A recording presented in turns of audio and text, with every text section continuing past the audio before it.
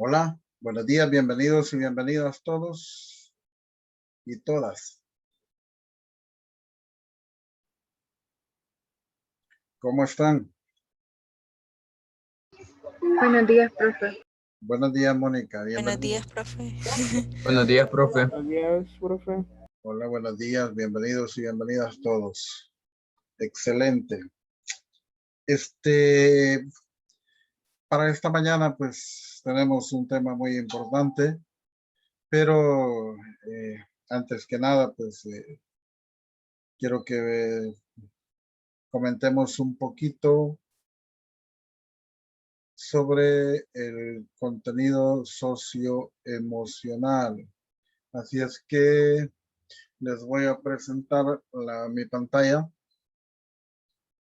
para que podamos trabajarlos. Un segundito. El 3, 2, por acá lo tenemos.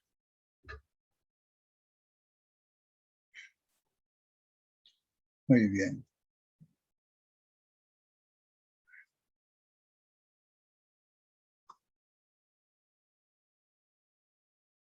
Ya en este momento, solo que termine de cargar esta cosa.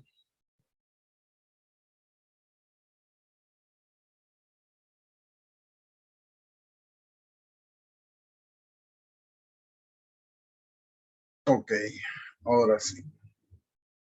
Vamos a ver, aquí estamos, semana 4.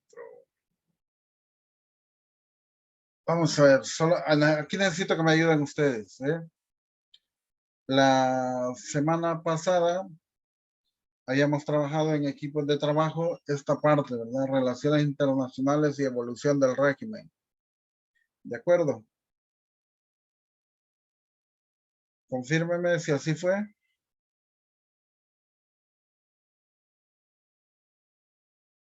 Hola, Mónica. Sí, profe, eso trabajamos. Ok, Sí, profe. perfecto. Muchas gracias. Entonces trabajamos esto, relaciones internacionales y evolución del régimen. Entonces, vamos a ver, me imagino que para este día pues ya están, ¿cómo se llama? Preparados y gustos para ello. Así es que lo que vamos a hacer es, trabajamos esto, un saludito, ya estuvo, un medio recordatorio, así rapidito, un repasito de la clase anterior. Bueno, el contenido socioemocional, el objetivo de la clase de hoy, la cual va a ser pues describir y comentar pues los factores que se pusieron de manifiesto en las relaciones internacionales y a la evolución del régimen franquismo. Y por último, pues hay un cierre. Pero primero, en primer lugar, quiero que toquemos lo que es el contenido socioemocional, el autoestima. Para ello, pues necesito que ustedes me ayuden para irlo comentando. Vamos a ver acá, muy bien. ¿Quién me ayuda? Si quieren, pues aquí hay una pequeña definición de lo que es autoestima, podemos retomarla, pero luego me interesa muchísimo más el concepto o la perspectiva que ustedes tengan sobre esto, sobre la autoestima, sobre qué es el autoestima. Ok, ¿quién me ayuda a comentar ese contenido socioemocional?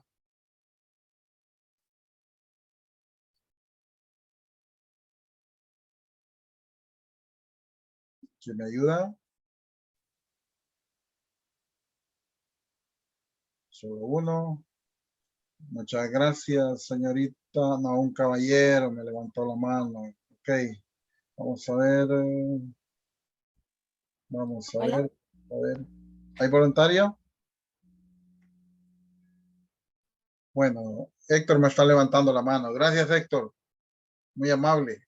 Siempre, siempre de bombero apagando incendios, Héctor.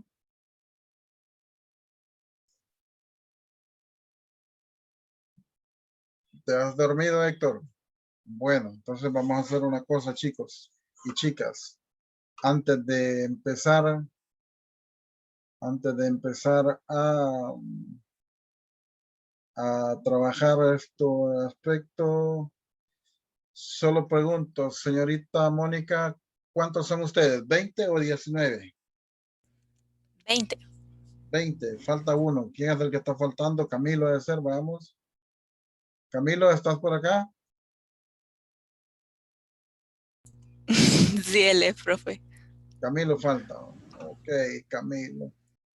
Este Camilo se me ha hecho muy dormilón. Ok. Solo déjenmelo un ratito. Ok. 200 de 4. Solo lo vamos a reportar porque no vaya a ser que se me haya ido para otra parte.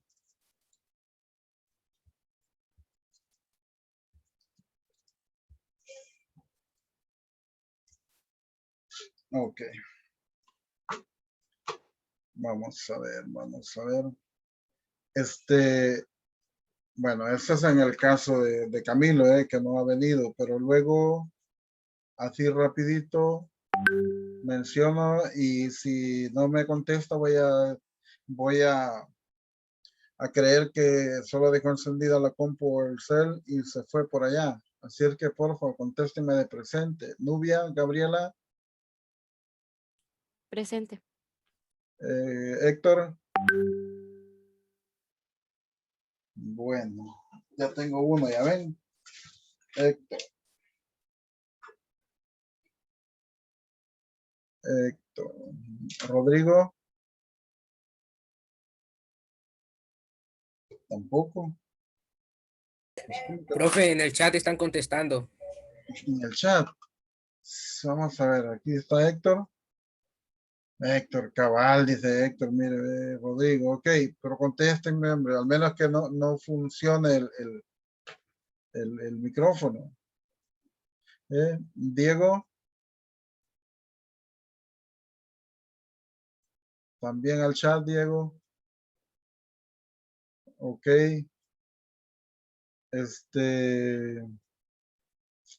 Vaya, me viene Camilo, se despertó. Bueno, vamos a ver. Buenos días, Camilo, bienvenido.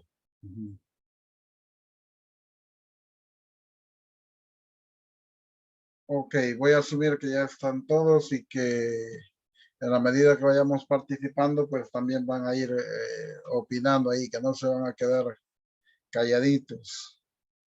Muy bien, entonces retomamos acá entonces la parte que nos compete. Ok.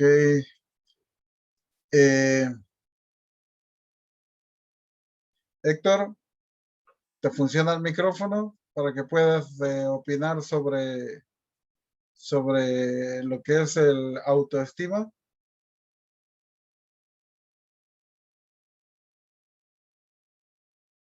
No hay micro, ni modo. Bueno, no hay micro, Héctor. Ya lo arruinaste. Ok, vamos a ver quién más. Bueno, una señorita me dice que quiere participar. Muchas gracias por levantar la mano, señorita Yolanda Michelle. Gracias, Yoli. Autoestima.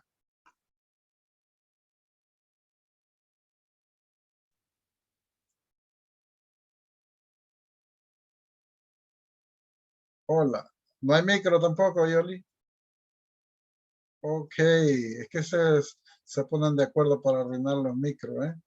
Voluntaria entonces para participar con el autoestima. Yo, profe. Adelante, adelante. Salva la Eh, mañana.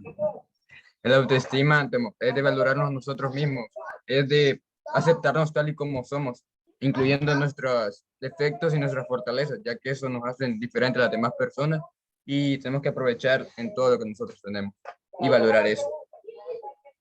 Ok, muchas gracias. Excelente aporte. Ya ve que ahí está lo mejor de lo mejor. Sí, excelente, eso sí. es excelente. Vamos a ver, a mí no me mencionó, no se me trabó todo. Ok, no, ya no seguí, Jonathan.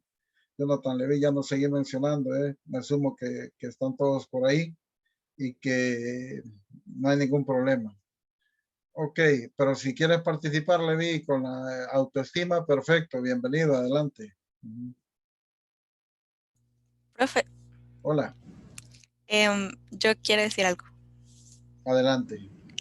Bueno, desde mi punto de vista, la autoestima es básicamente el valor que nos damos a nosotros mismos, la opinión que tenemos respecto a todo lo que somos en general. Y bueno, algo importante para mí y a resaltar es que en la mayoría de los casos, esa opinión nosotros la basamos en la comparación y porque constantemente nos estamos comparando con alguien más. Entonces, bueno, para mí es importante reflexionar en que la comparación, bueno, en la mayoría de los casos es negativa porque nosotros lo que hacemos es compararnos y ver lo que no tenemos de alguien más y nosotros creemos que deberíamos tener. Aunque la verdad sí puede haber una comparación positiva, pero para lo único que deberíamos de compararnos es para tomar un buen ejemplo, no para despreciarnos a nosotros mismos. Así que yo diría que hay que tener cuidado con eso, con la comparación y entender que al final compararse no sirve de mucho porque cada uno de nosotros es diferente, es especial a su manera y no porque seamos como no seamos como alguien más significa que hay algo malo con nosotros. Así que la verdad deberíamos de valorarnos un poquito más porque la autoestima influye en muchas cosas en nuestras vidas. Solamente. Correcto. Excelente las dos participaciones. Creo que ustedes lo han cubierto absolutamente todo y es así. La autoestima se trata de eso. A veces cuando yo digo, no, yo tengo esta limitante, pero estoy viendo eso, lo que perfectamente dice la señorita, mi limitante, pero no estoy identificando mi fortaleza, lo que inclusive puede ser que otra persona desee tener, y que yo ni siquiera estoy poniendo atención a ello.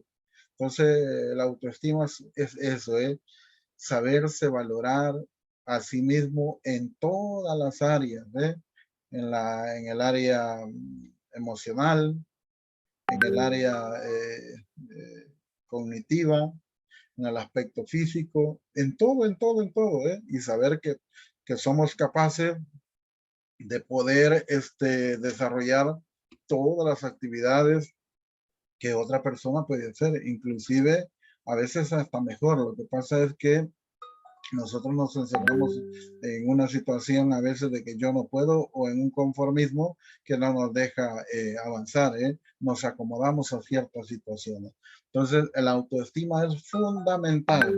Si no, pues veamos la imagen del gatito, mire cómo soy, pero si yo tengo una autoestima grande, híjole, me puedo visualizar como esto, como un verdadero león.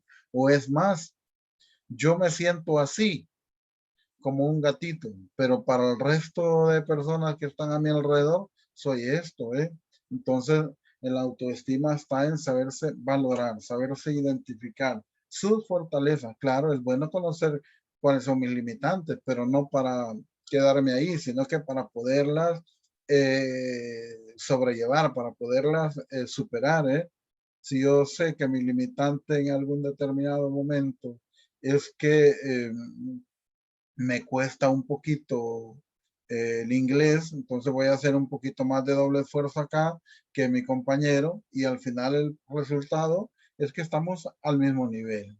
Ok, muchas gracias. Excelente, excelente punto eh, de, de vista, excelente participación. Ok, entonces así en términos generales, vámonos a la parte de la retroalimentación, una pequeña recordatorio de lo que hemos visto en clases anteriores y luego nos vamos con el tema de hoy. En primer lugar, instrumentos, lo último que vimos, instrumentos, bueno, no, fue una represión institucionalizada. Vamos a ver, En la época de la guerra civil habíamos mencionado que prácticamente los sublevados se habían propuesto terminar con todos aquellos que tenían oposición a lo que es el levantamiento, a los alzados, que inclusive les llegaron a denominar enemigos de España, y que al finalizar la guerra, pues esa represión, la guerra civil española, por supuesto, esa represión no se quedó ahí, sino que se trasladó a lo que es la época del franquismo. Quienes ni lentos ni perezosos, en el primer año, en el 39, vienen y elaboran dos leyes para mantener esa represión. ¿Se acuerdan ustedes cómo se llaman esas leyes?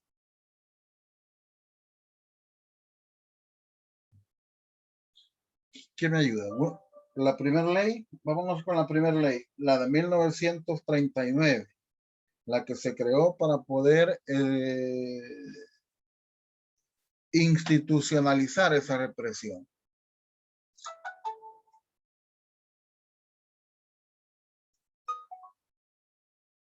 ¿Se acuerdan? 1939, primera ley. La ley de las responsabilidades políticas. Correcto. Ley de responsabilidades políticas, señorita Velasco, está en lo correcto. ¿Y se acuerdan en qué consistió esa ley?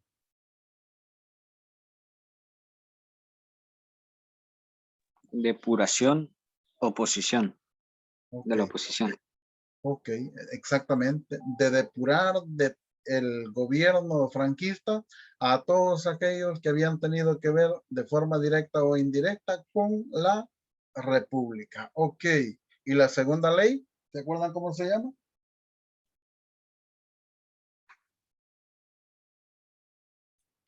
La ley de la reprensión del comunismo y masonería. Muy bien. ¿Y esa ley en qué consistió?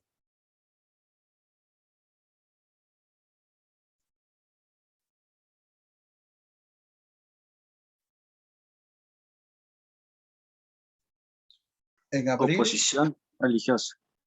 Sí, muy bien.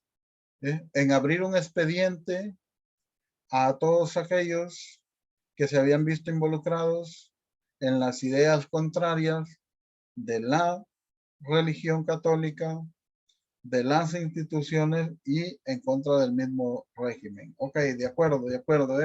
Y así lo último para terminar este repasito por ahí. Debido a estas leyes, las cárceles se llenaron de prisioneros, se saturaron. Y luego, pues, mucho hacinamiento, mala alimentación y por consiguiente muchas enfermedades. Y luego, como resultado final, un aumento de la mortalidad en los reos políticos. Para minimizar o para quitar un poco ese hacinamiento, pues se crearon ciertos, llamémoslo, organizaciones.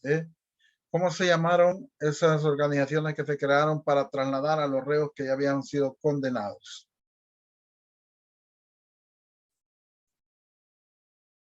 Batallones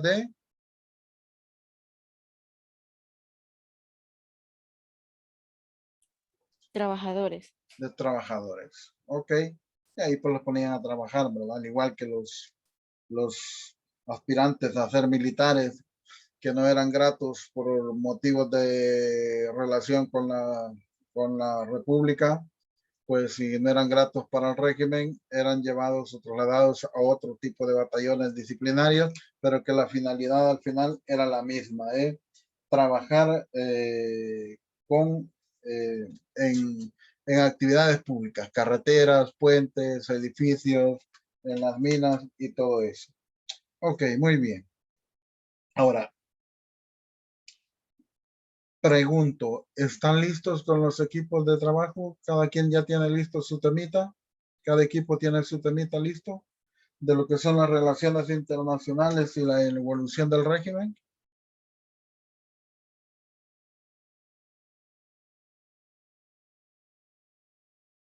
No, Pero no en el sentido, ¿por qué, Roberto? ¿Porque no lo terminaron o qué? ¿Por qué pasó?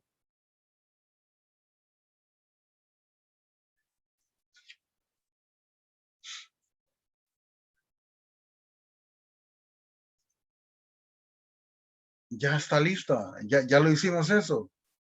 Ya terminamos lo que es las relaciones internacionales. Ya pusimos.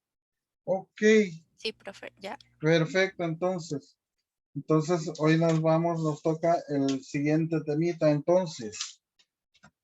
Muy bien, el siguiente tema nos toca la estructura del nuevo Estado. Eso es lo que nos corresponde en este momento. Yo lo voy a ir comentando, voy a ir tomando los aspectos importantes de este tema para que ustedes puedan irlo comentando, para que podamos entre todos irnos apoyando, irnos, ¿cómo se llama? Identificando cuáles son esas características. Solo déjenme colocarlo acá y vamos a ver. Vamos a ver. A partir de esas relaciones internacionales y a partir de las consecuencias que se tomaron en cuenta por las mismas características del régimen y de los países internacionales, sobre todo de la parte de los países occidentales que tuvieron que presionar de una forma muy fuerte o inclusive poner sanciones a lo que es el régimen de Franco para que diese vista sobre algunos cambios en su régimen. Entonces, vinieron una reestructuración de ese, ¿cómo se llama? De ese régimen. Y para ello, pues, empezaron a crear algunas leyes también, algunas leyes fundamentales.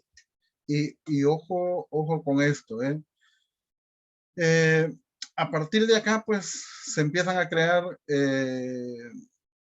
unas leyes políticas básicamente destinadas a la organización jurídica del Estado franquista, para darle la legitimidad a lo que es al Estado. Y ahí pues prácticamente fue un proceso, pero muy largo. Y se inicia pues a partir de lo que es inclusive la guerra civil. A partir de ese momento, pues Franco empieza a planificar cómo se lleva a cabo esa estructura del régimen. Y pues termina allá por 1966 con la famosa promulgación o implementación de la Ley Orgánica del Estado. ¿En qué consistió eso? Bueno, se lo comento así rapidito. Vamos a verlo, por acá lo tengo. Vamos a ver.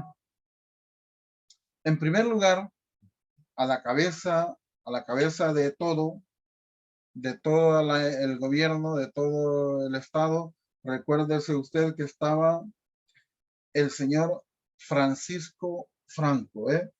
Él en su momento fue denominado o autodenominado jefe de Estado y al mismo tiempo conocido como caudillo de España. Era la máxima figura, la máxima autoridad de España. Él es el que llegó a acumular prácticamente todos los poderes de España en un solo personaje, en Franco. Pero al mismo tiempo, aparte de todo eso, Franco es a la vez jefe del partido único, jefe del partido único. ¿Y quién lo ha creado ese partido? Pues ese partido se crea en la en el periodo franquista, y es el que viene a sustituir a todos los demás partidos políticos que hay en ese momento. Desaparecen para darle paso a esto. ¿Cuál era la finalidad de ese partido político? Controlar los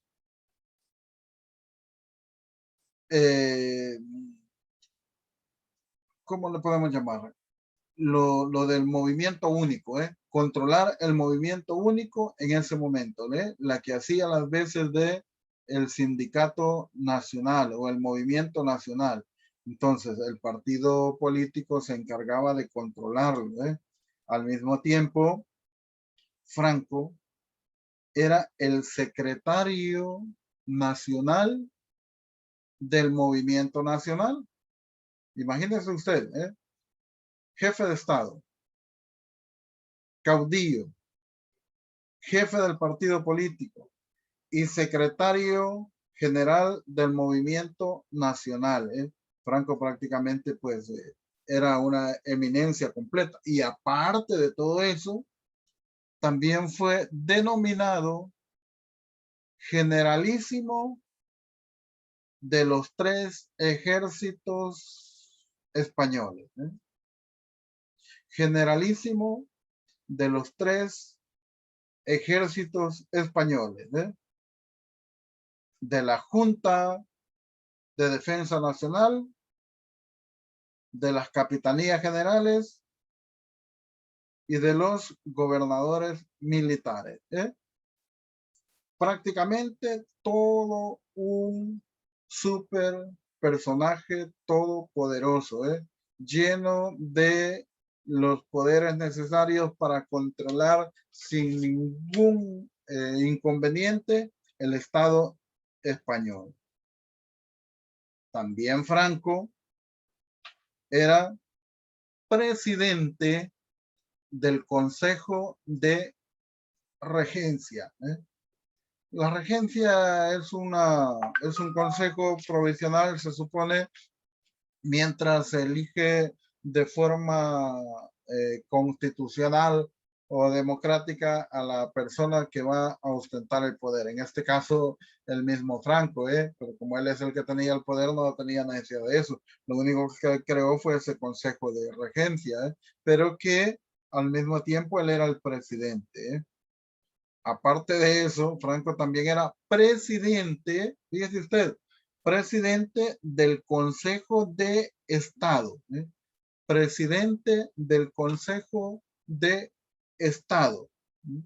También era presidente del Consejo de Economía Nacional y era presidente del Tribunal de Cuentas. No sé, algún comentario, alguna duda que tenga sobre todos los poderes de ese momento que Franco encarnaba. Hola Héctor, ¿iba a comentar algo?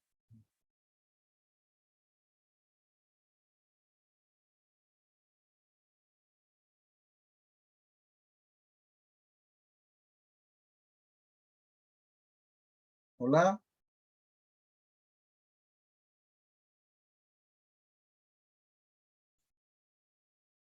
Repito, no sé, algún comentario de todo lo que Franco en ese momento encarnaba, de todo lo que Franco era capaz de poder llevar a cabo.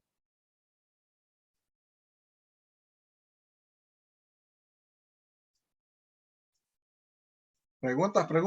Repito, Franco prácticamente era el único personaje que mantenía el control absoluto de todo, de todo.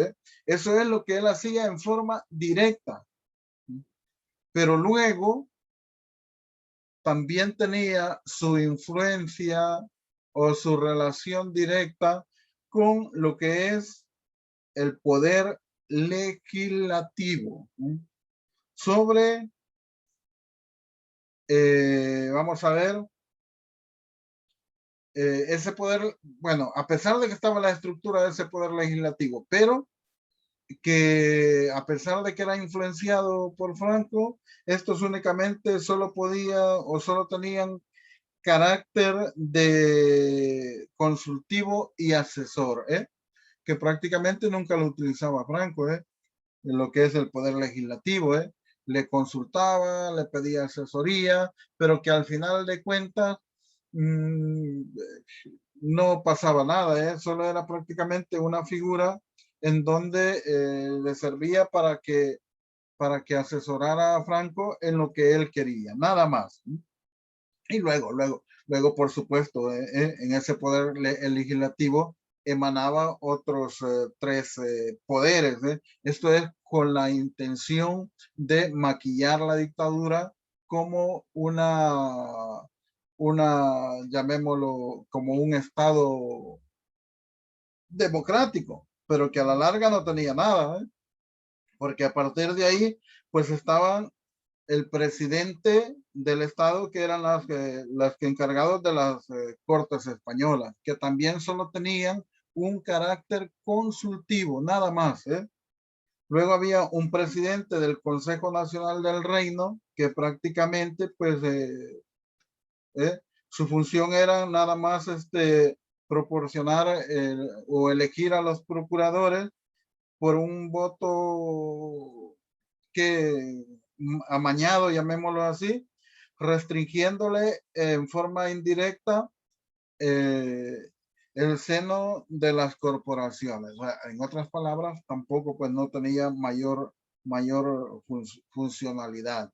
Y esto iba influenciando directamente a lo que son las cortes españolas, que repito, raras veces eran consultadas con Franco. Por eso es que él planteaba todo su estado de una forma, le denominaba él de una forma de una monarquía moderna, decía que era su estado. ¿Por qué razón?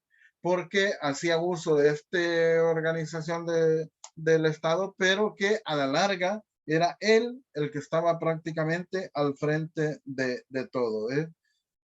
En esas cortes pues estaban involucrados los que eran los procuradores en función del cargo y los procuradores designados por el jefe de Estado.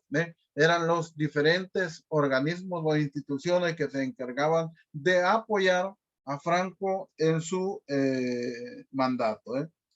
Y en lo que es en el Consejo Nacional del Movimiento, que es donde estaba el presidente, pues ahí prácticamente eso únicamente pues tenía una función llamémoslo, de sindical, de apoyo sindical. Había pues también una función de apoyo municipal a lo que son los diferentes cargos de gobernación o de cargos públicos, donde estaban los gobernadores, donde estaban los encargados de administrar la justicia, que siempre bajo la dirección del señor Franco. Y por último, pues ahí también estaban aglutinados lo que es la parte de las instituciones familiares, la familia. Eso es con relación al poder legislativo, los que se encargaban de organizar las leyes, de derogarlas o de modificarlas. En el otro extremo o en el otro órgano, en la otra institución que tenía Franco, está el poder judicial. Aquí pues también había un presidente de un tribunal supremo, y por supuesto audiencias provinciales en los lugares.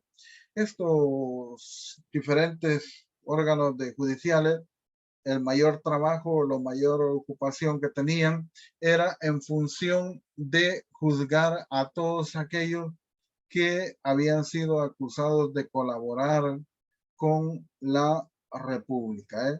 Por lo general, pues aquí estaba al inicio adscrito al ejército, y después del ejército, pues la otra organización que en el 63 para acá se dedicó a administrar la justicia y que por lo general, al final, pues siempre salían culpables, siempre salían condenados todas aquellas personas que eran acusadas de participar de forma directa o indirecta con la República.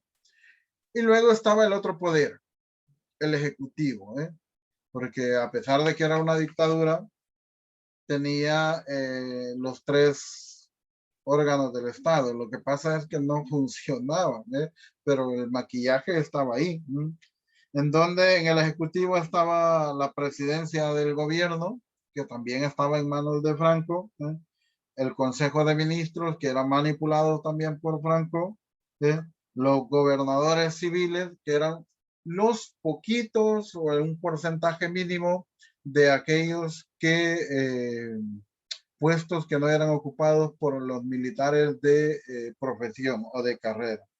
Y por último, pues en el mismo escaño del Poder Ejecutivo se encontraban los alcaldes, los encargados de administrar, de administración pública de las pequeñas regiones donde permanecían.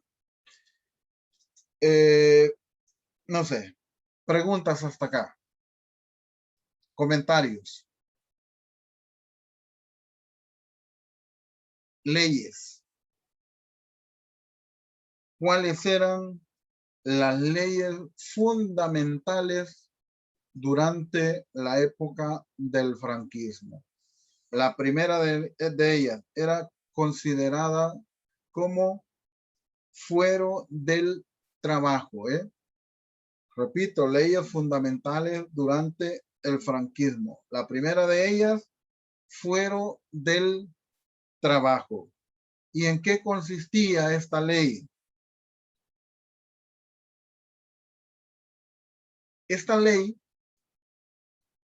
prácticamente regulaba las relaciones laborales entre los patronos y los trabajadores. Y lo principal es que establecía los principios de los movimientos del nacional sindicalismo.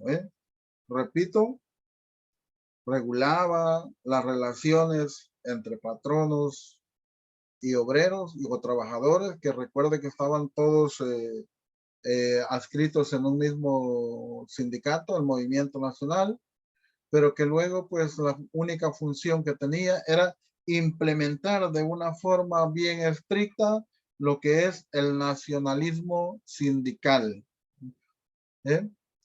¿Qué es eso? Pues inculcarle a los trabajadores la identificación o el amor por una sola España unificada, y apoyar en forma permanente lo que es el movimiento sindical, el movimiento nacional. Eso, toda aquella persona que se sometía a eso, pues tenía asegurado lo que es un trabajo. Por eso le llama fuero laboral o fuero del trabajo, porque las únicas personas que tenían asegurado ese trabajo son las que estaban afiliadas al movimiento nacional y que en su momento reflejaban una fuerte inclinación hacia el nacionalismo, o sea, la política ideológica implementada por Franco en su gobierno. No sé, ¿dudas con esta ley del fuero del trabajo? ¿Nada? Bueno, había otra ley. Esa ley es conocida como el fuero de los españoles. Fuero de los españoles. ¿Y en qué consistió este fuero de los españoles? Pues nada más, era un conjunto de deberes y derechos a los cuales tenían los españoles en ese momento. La relación que existía de derechos no iba acompañada de ninguna garantía para poder ejercerlos. Oh, mire qué bien. Fueron de los españoles, conjunto de deberes y derechos, pero que la relación de derechos no tenía prácticamente ninguna garantía para poder ejercerse. Sí, yo tengo mis derechos como español, pero nadie me garantiza que yo pueda ejercerlos, pero están ahí, Entonces prácticamente como que no existieron, la tercera ley durante el franquismo, la ley constitutiva de las Cortes, ley constitutiva de las Cortes. Ojo acá. Dice que en esta parte crea las Cortes como un órgano legislador suspendido a la función sancionadora del caudillo, las Cortes. ¿Cuál era la función específica o el trabajo de estas Cortes? Pues simple y sencillamente como una asamblea legislativa que funciona en nuestro país, proponer, elaborar, modificar o derogar las leyes. Esa es la función de una institución legislativa, pero en este caso todo lo que la ley, lo que las Cortes hacían, que se desempeñan funciones, repito, legislativas, estaban sometidas a supervisión o sanciones del caudillo, de Franco. Si Franco decía esa ley no. Es más, las Cortes de ese momento no se atrevían a hacer leyes que fueran a afectar en lo más mínimo al franquismo. ¿Por qué? Porque era Franco quien decía qué es lo que tenía que hacer, qué es lo que necesitaba, para que esas Cortes trabajaran en función de esa necesidad y no en función de las necesidades que prácticamente tenía el pueblo en ese momento. Ok. Luego aparece la otra ley.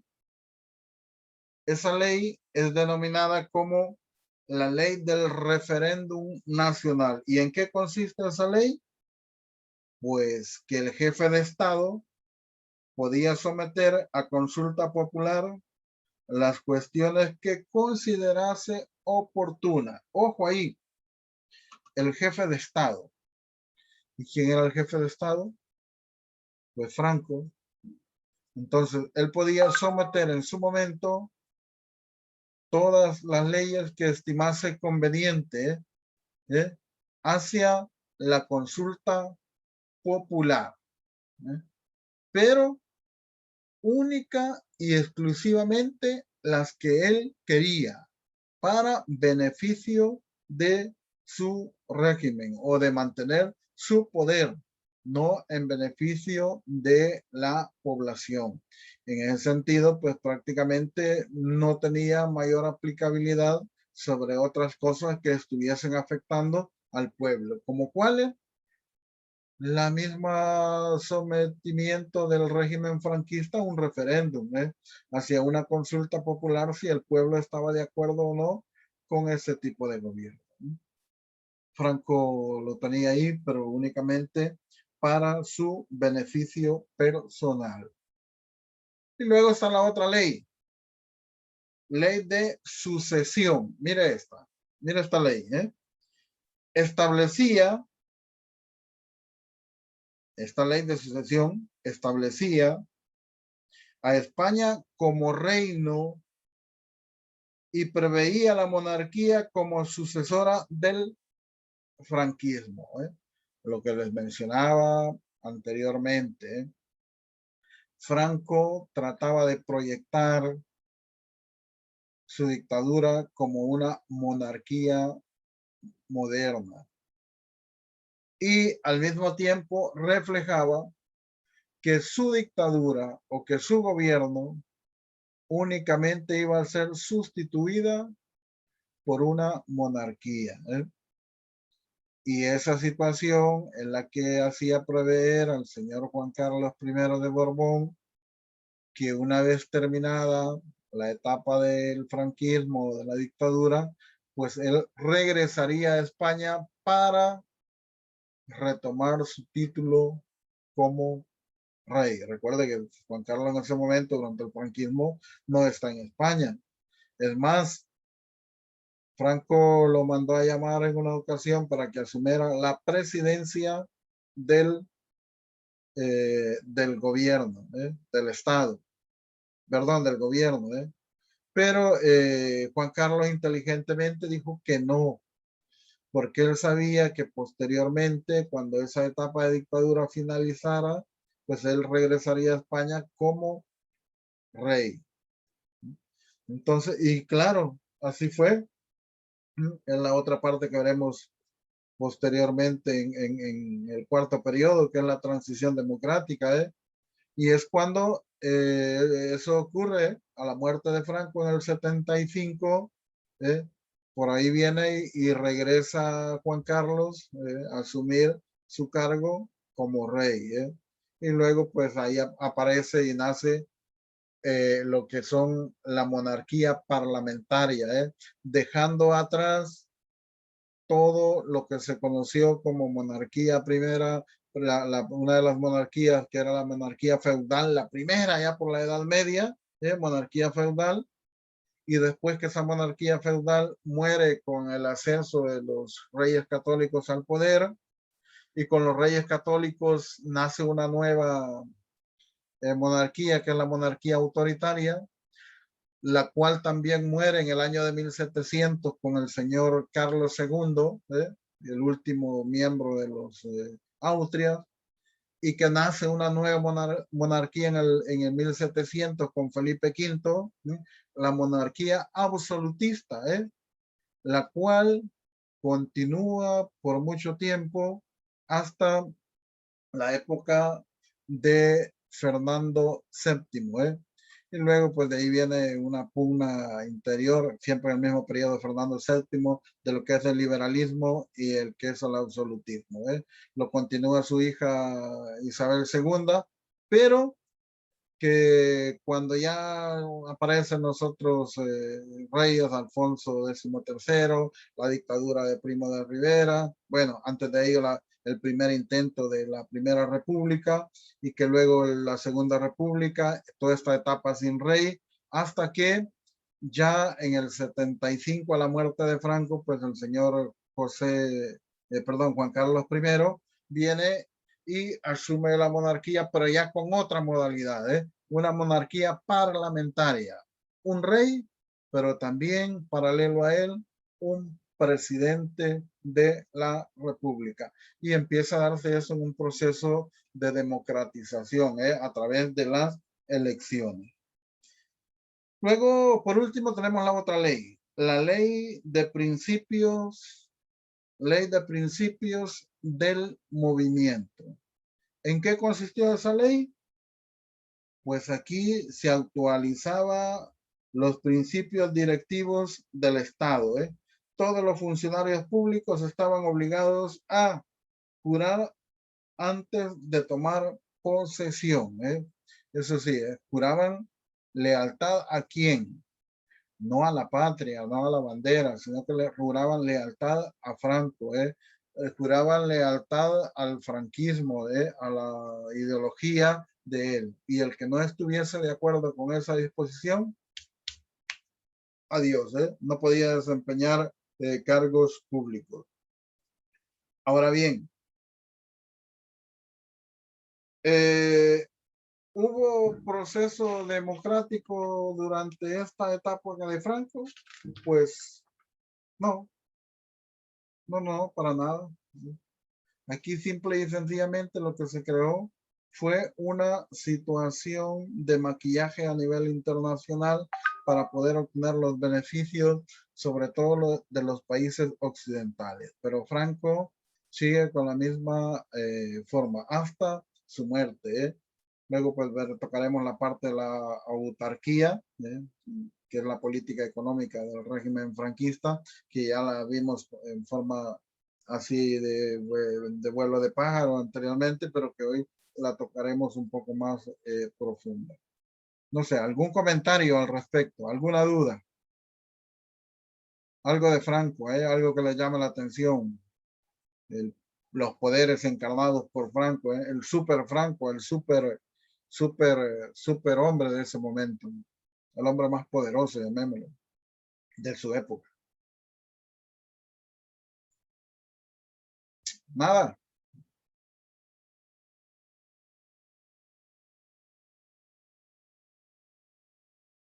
El poder legislativo, Gabriel, únicamente era, ¿cómo se llama? Un simple institución que se encargaba de elaborar las leyes, modificarlas o derogarlas, pero leyes que estaban bajo la supervisión constante de Franco. Franco es el que decía qué es lo que iban a hacer y qué es lo que no iban a hacer. Sí, como institución existía, pero estaba nada más al servicio de las necesidades de Franco, para elaborar estas leyes que acabo de mencionar, que únicamente eran favorables al régimen, pero que no pintaban absolutamente nada a favor de la población. En una dictadura, en una asamblea, se imponen qué es lo que tienen que hacer los diputados. Se les dice qué es lo que van a hacer, se les obliga a hacer tal cosa. No es como un estado democrático donde los integrantes de esa legislación, llámese cortes, llámese asamblea legislativa, velan por el bienestar del pueblo y buscan y luchan por mejorar las condiciones de la población. En una dictadura no es así. En una dictadura todos los diputados son exclusivamente trabajadores para ese régimen y únicamente hacen lo que se les ordena que hagan. Aprueben esta ley, la aprueban, hagan esta ley, la hacen. Cualquier parecido con la realidad, pura coincidencia, en El Salvador, por supuesto. Que vamos de cara a eso, no sé. Tal vez el tiempo dirá lo mejor. Ok, muy bien. ¿Algo más? Si no, pues hora de desayuno. Vamos a ir a desayunar. Feliz mañana para todos. Feliz día. Un gusto que estén acá y nos vemos otro día. Bye, bye. Adiós.